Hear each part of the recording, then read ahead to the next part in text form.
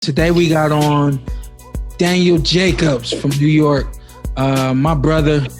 We're going to bring him in. He's having a big fight soon with Gabriel Rosado. Let's get him in here real quick, and we'll talk to him about 10 minutes. Just want to preview him and get him on the show. Turn it. He looked at it sideways. Is it like, all right, like this? Y'all got me? What's up, my brother? You got me? Yeah, I'm good. Can you hear me? Yeah. We got you. I thought you was trying to hide the ears. I thought that's what Nah, man, I was trying to get this Zoom right, bro. You good, man? How you been? How you doing? I'm good, my brother. Blessed to see you. Man, I thought you was going to be out here for this camp.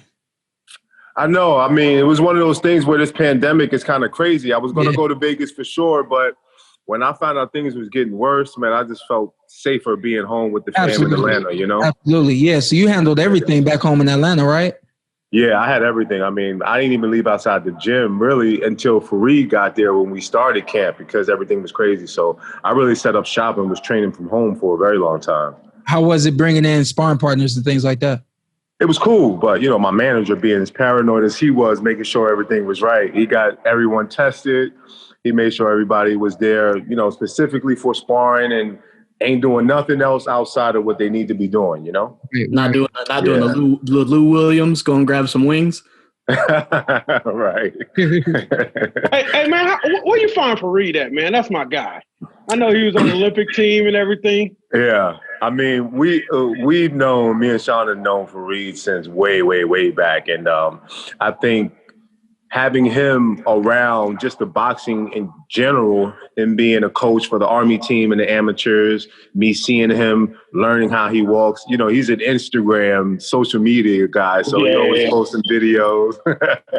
And at the time, at the time I needed assistance because my second trainer was no longer available, and I just needed someone for assistance. And when I seen him in Vegas one time at a fight, I was like, hey, coach, like, you know, we got a good rapport. We got a good relationship. I would love for you to, you know, come to Atlanta and see if our energy works together. And he came, and it was like a perfect fit. Yeah. Good guy. So you fought, obviously you fought, I mean, the best of the best. You've gotten in there with Triple G, you got in there with Canelo. Is this the fight that's been the most personal for you as far as the opponent? I would say the most personal, yeah.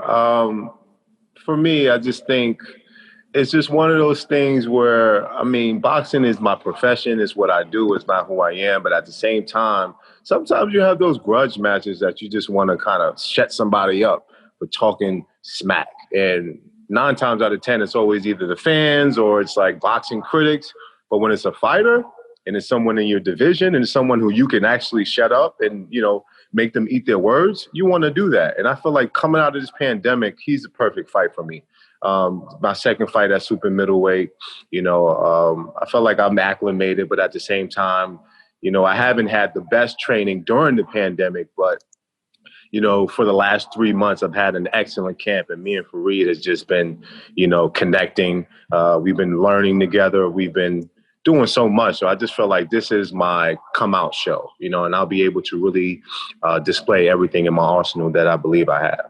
Yeah, Danny, wondering, you're taking on Rosado through the pandemic. Did you feel like this was more of the safest opponent? Did you think this was like the best opponent right now that you could give? What went into picking or having an opponent in Gabriel Rosado? I think it was a mixture of things. I think obviously him talking smack, which is not new in boxing. A lot of fighters talk smack that get fights, but I think it was a mixture of, you know, coming out of this pandemic, not really having the best training like I wanted to.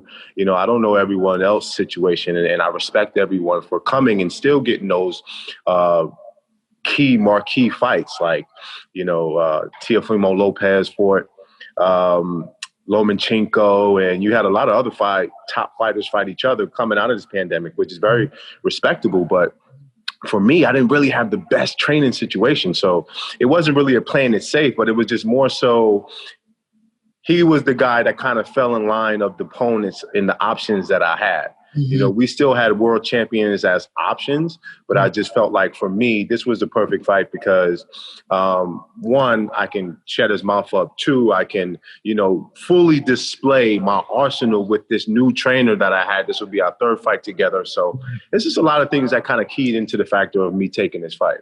Mm-hmm. Yeah. And go ahead, Ant. No, it's you. Okay, no, I was going to say, you mentioned you had world champions that were potentially there. You've accomplished a ton in your career, amateur, professionally, outside of the ring as well. What is left for Danny Jacobs? What else do you need to do before you feel comfortable maybe, being done with the sport? Well, I want to be a Hall of Fame fighter. And I think in order to do that, I have to at least be a two-time weight class division champion.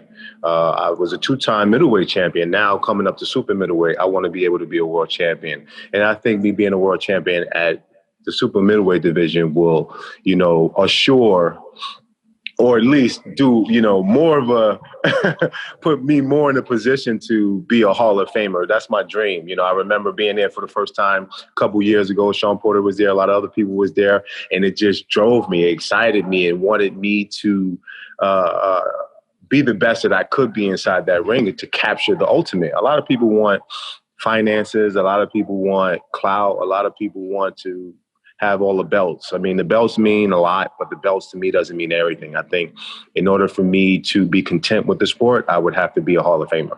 Hey, DJ, do me a favor. This show that I do is not just entertainment and things like that. One thing I really want to do is be able to give knowledge to young fighters coming up and things like that. What I want you to do is kind of at this point in your career, I want you to tell us what kind of all goes into your decision making in terms of how long you want to fight, what fights you want to take, and things like that. Like, kind of paint the picture of how you make decisions now as a professional fighter.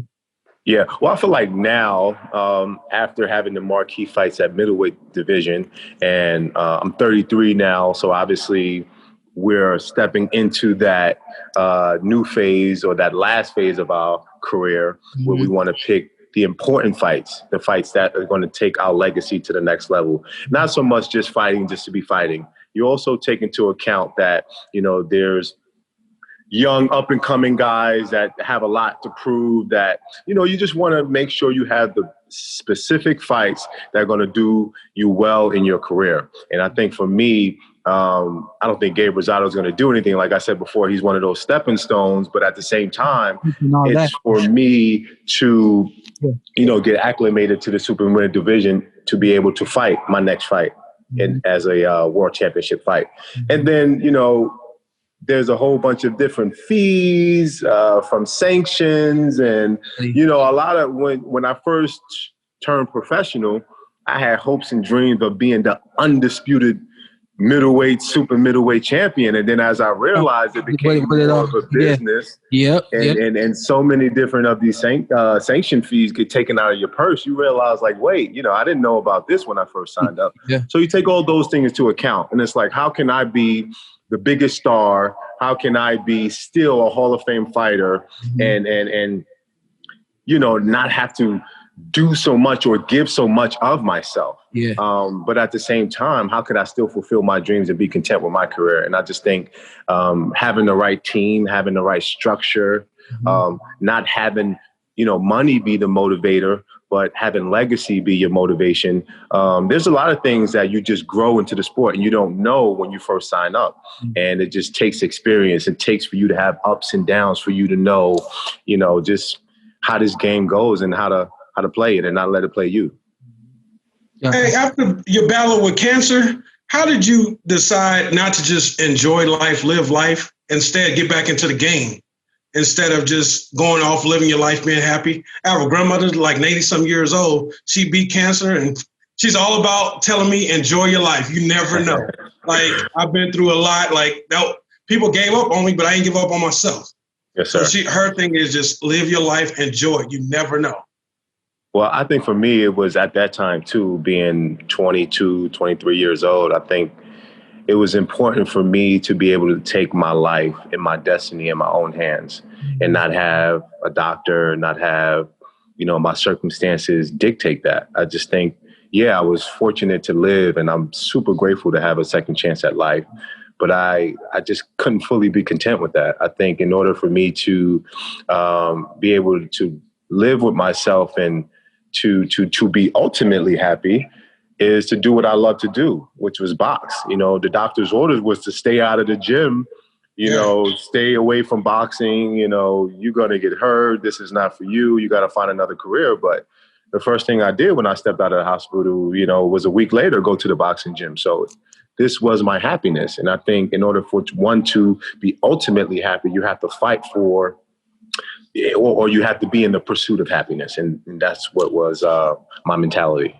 I want to thank you personally, Danny, because I've known Shawn since I was in middle school. And during his amateur career, which is accomplished, as is yours, you were the only name that we knew that beat him.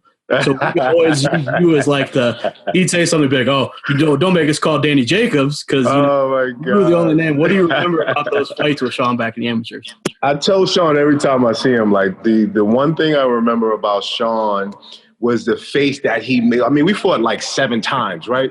But he always would have this mouthpiece, and he always would go.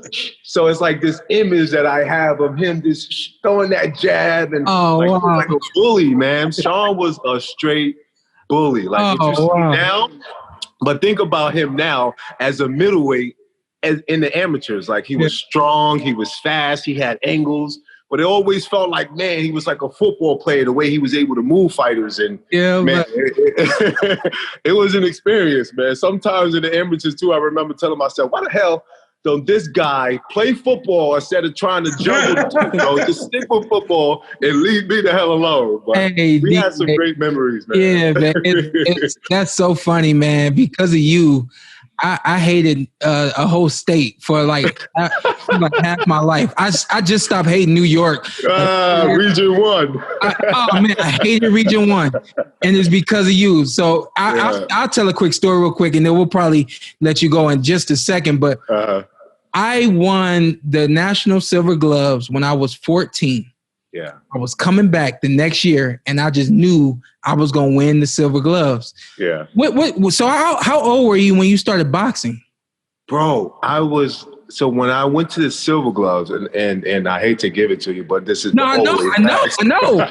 Go ahead, bro. I had only been boxing for like 8 months, bro. And like, it's true. I won the region. I had no idea, bro. When I fought Shawn, I didn't know who he was. I didn't know how accomplished he was. I just thought he was a regular fighter, man. But this is why I hate that. This is why I hate New York. So I'm at the championships, and I saw nobody in the division that I knew could beat me. I did not know who you were. And I've been around, so I know everybody. Bro. I knew everybody. Didn't know who you were. Yeah. Underestimated you. Yeah. And that's why I lost. But I was like, this dude ain't gonna be nothing. This dude was fast. He was slick. He had some moves. You was all that, bro. And you were only 14 at the time. And I remember I lost. I ain't get beat up, or I ain't nothing. But I lost. You hurt my pride. Oh man. And so was that one of the times you cried? No. It could be. It's all good, man. That sounds like a cry. But since that day, I would never forget, man. Kenny Porter stole my shine after that fight, because I remember thinking like, I'm the man. I won the fight, and I got out the ring, and Kenny was like, man, you barely won that fight, man. I was so bad. Hey, but I vowed, like at that point, I vowed to never. I hated New York. I never wanted to go to New York. I was always looking for you. Jay-Z was getting no play. I was always looking for you, and here we are now, man. I'm so happy and proud of you, man. And I know likewise. I know it goes the same way, man. And even better that you down there in Atlanta, man, just living your life, man. I'm proud of you. Oh, thank you, man. Well, it goes both hands to see all of us guys, but specifically the history that we have, to see what you've been able to accomplish from not only just a fighter, but the man that you are, what you stand for, bro. That means so much more to me than any accomplishment that any fighter could have. Like being a stand-up guy, and now you're coming into your own as you're one of my favorite broadcasters now, bro. Like, Thank you, man. I'm extremely proud of you, brother. And you texted me the other day and told me that you was listening to the podcast. I was like, yeah, man. On the way that you was even like tuning into it like that. Oh no, 100%, bro. I always supported you from afar, and it's just like knowing the history that we have, man. I just admired you, bro, and it still goes a long way. So I can say, man, from the bottom of my heart, bro, I'm like proud of you. Thank you, man. I got to ask you before we let you go, man. A lot of big things are going on in boxing right now. Yeah. How do you feel about the landscape of boxing, man? Are you proud of the sport? How do you feel about everything? I was just talking to myself the other day about like the landscape of the sport, and I was just like, man, I think once Teofimo beat Lomachenko, and like all these new guys started to emerge out of nowhere, and they did this documentary about the new generation. I was like, shit, I'm getting old, bro. Holy shit. He's only 33, but I'm just like in this sport, like, man, this is a young man's sport. So I'm loving it because I'm always going to be a supporter of boxing. Boxing is the best sport in the world to me. So I'm always going to make sure that I support it no matter if I'm in it or not. Like, this is something that I love to do. But I do see longevity from me in the sport. I do see still an amazing for me, like, I still see amazing opportunities that's still to come. But as far as like, you know, the landscape of boxing right now, boxing is still striving. You know, they had this whole UFC was taking over boxing for a while, and we was taking the back seat, but boxing will never take the back seat. Boxing is going to always survive because it is the original sport. Yes, for me. Like, I'm in a modern day gladiator, and I'm proud to do that. You know what I'm saying? So it's striving, brother. You know? DJ, do you have a couple young fighters? You mentioned that young generation. Do you have a couple young fighters that you especially like to watch? Well, Teofimo was one of those guys. Gervonta is one of those guys. I mean, I just Devin Haney's one of those guys. So it's just a beautiful thing that all of those guys, Shakur Stevenson, a lot of these different guys, my man Africa Hitchinson, a lot of these guys that I've seen in the amateurs just kind of bubble and flourish. Like, it's just incredible to see what they've come to where they are now. So for me, it's just like, man, it's a beautiful thing because I remember being in those same position and shoes, you know? Yeah. Hey, go ahead, Ant. Go ahead. I was just going to say, let's talk about his upcoming fight. You know what I mean? Gabe is actually one of my, guys I like to watch. Oh, he's like, you know, like a fan favorite. No, man. It's all good. Yeah, you gotta give respect when it comes to him stepping in that ring and giving his all. Like I said, I've always said Gabe may not be the most skillful. He may not be something that you can go and say he's the top this or the top that. But at the end of the day, he always show up. You know, he puts it all on the line. When you see him fight Golovkin, when you see him fight all these other guys, like, he showed heart. And as a fight fan, including myself, this is what I admire about boxing. I admire people who put themselves on the line and put everything that they've worked hard for on the line. So that's all we could admire and respect out of a fighter. And that's another reason why I'm happy I have a fight with a guy like this, because regardless of his skill set, I think whatever goods he has, he's going to display come fight night. So, you know, much respect to him. I know he doesn't have a lot of positive things to say about me, but at the end of the day, as two men, we settle our differences in the ring. But outside the ring, you know, there's nothing but respect. Yeah, you can watch the fight. I'll tag that. I'll tag that. He'll go, Danny. You talked him up, but you'll get him out of there. I'm confident in that. I mean, I feel like there's levels in this game, and you know, I've been adamant about my skill set, and I think that there's a margin between us. But at the same time, he calls for a good show. You know, just because Arturo Gatti and Mickey Ward wasn't the most skillful, and that showed when, you know, they fought guys like Mayweather, and when Mickey fought Zab Judah, you seen the different set. But they still have a fan base, and those are the people and those are the fighters who keep boxing going, because they're not just going to be your world champions. They're going to give you good shows and performances. They're going to be gutsy performances from a fighter like him. And, he may be a gatekeeper or whatever you want to call a guy. He may be all of these things, but one thing he isn't is like a quitter, and you have to respect that. Yep. Hey, DJ, I'm going to ask you this, then we're going to let you go. Give me 3 names that you need on your record before you retire. Golovkin rematch. I know it's everybody wants the Canelo sweepstakes. I definitely, would love to have a rematch with him again at super middleweight where I'm 100%. And I think thirdly would probably be anyone that at the super middleweight division that I'll go in there with that'll give me that world title opportunity. Well, hey, man, I hope it's one of them PBC guys, because we miss you over here, boss. Wait, actually, now that you mentioned that, you may have got me going. So now I'm thinking for me personally, and I've always been, vocal about it, Charlo is definitely that guy that I've always wanted to fight. Yeah, let's go. Those 3 fighters, classic. Those 3 fighters for me, I can be content with and right off into the sunset. You might have a fight in between here and there, but at the same time, those 3 guys are the guys that I would love to see myself in there with again. I ain't gonna front, man. I was hoping you was gonna say Jamal Charlo. 100%. Oh, no, he's on the hit list for sure. Yeah. Definitely. All respects to the guy and what he has accomplished and so on and so forth, but we have unfinished business. And if we can meet at a comfortable weight, super middleweight, or whatever makes sense, I'm down to do it. So Shawn said he still wants to get you in there one time. I let it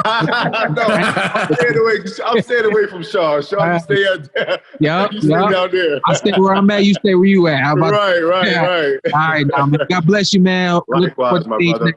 Much respect. Good luck, DJ. Man. Hey, guys. Appreciate you. Don't tell me you didn't enjoy what you saw, because I know you did. What you need to do now, hit that subscribe button, hit the like, hit that notification button. Check us out every week, every Tuesday, something new for you right here on the Porter Way Podcast.